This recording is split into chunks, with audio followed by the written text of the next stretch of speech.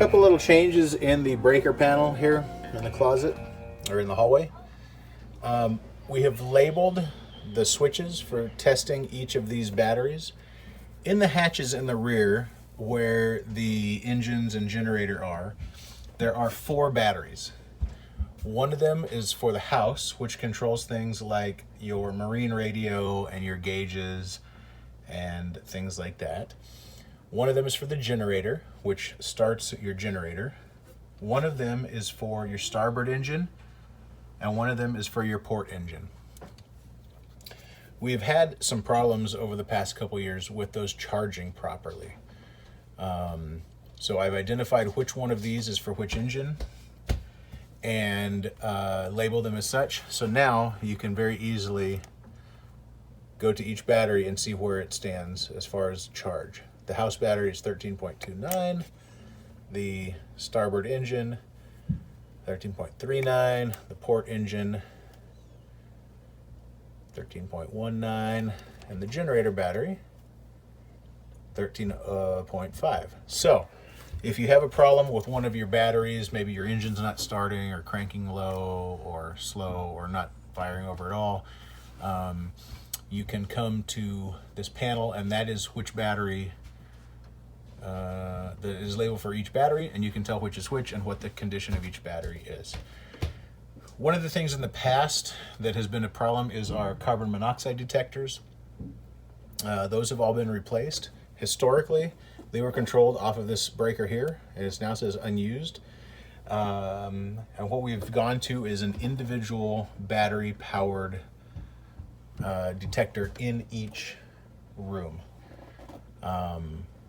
So it no longer uses the house 12-volt battery system. So there's no need for this breaker. This is not connected to anything. All the wires have been cut off and taped up.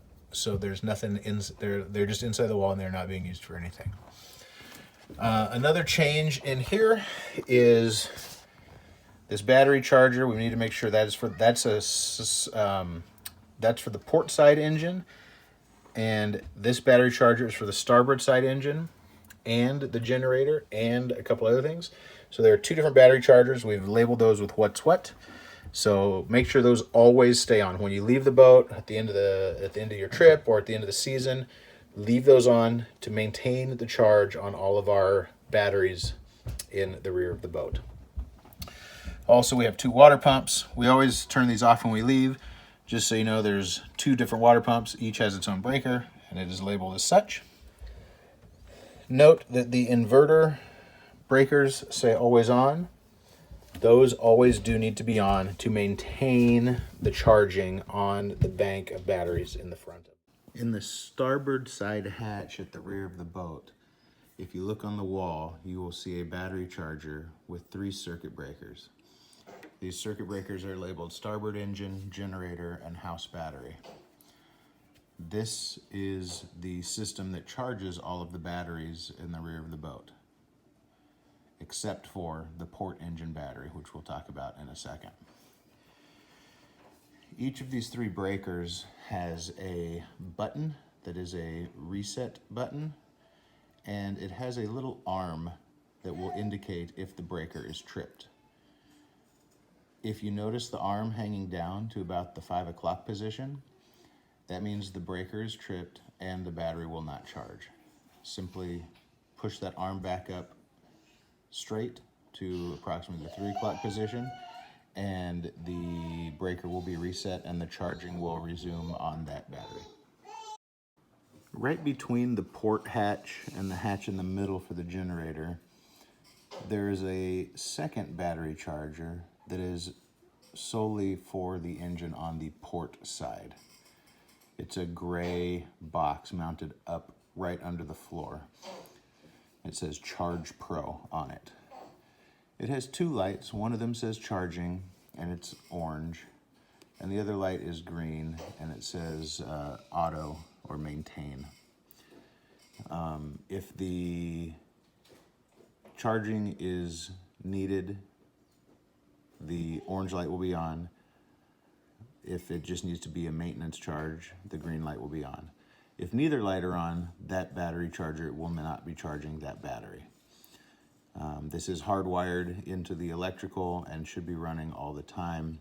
So that is the charging system for the batteries in the rear of the boat, for the starting batteries for the two engines and for the generator. These chargers do require AC power, so that means you have to have the inverters on or be plugged into shore power for the batteries to charge. It should be noted that the engine batteries will also charge while the engines are running. There's an alternator on each engine. But during the course of your trip, while you're sitting not running the engines, the batteries may slowly drain. So these chargers will help maintain the charge on those batteries while the engines are not running. When you get onto the boat for each trip, please, as part of your onboarding process, check the water level in each of the cells of all of the batteries. There are 12 batteries on each side, and each battery has 3 cells. In the hatch underneath the helm, there are gallon jugs of distilled water. Use that distilled water only to fill up the batteries that are low. If you look on each battery, it is labeled. For example, this is P3, so this is the port side battery number 3, P4, port side battery number 4, P9, P8, and so on. As you fill them up, note which batteries are low and keep track for me on which batteries are needing water when you fill them up. Particularly make note if any of the lead plates in each battery are showing and which cell that is. In the hatch below the helm, there are 2 bins. One bin is full of bottles of distilled water. Currently there are 10 gallons of water. That should last us for the entire season for maintaining our batteries. There's no need to replenish these on your own unless when you arrive on board there are none left. But if you are on board using the water and there is none left, please let me know and I will try to get them replenished before the next trip goes out.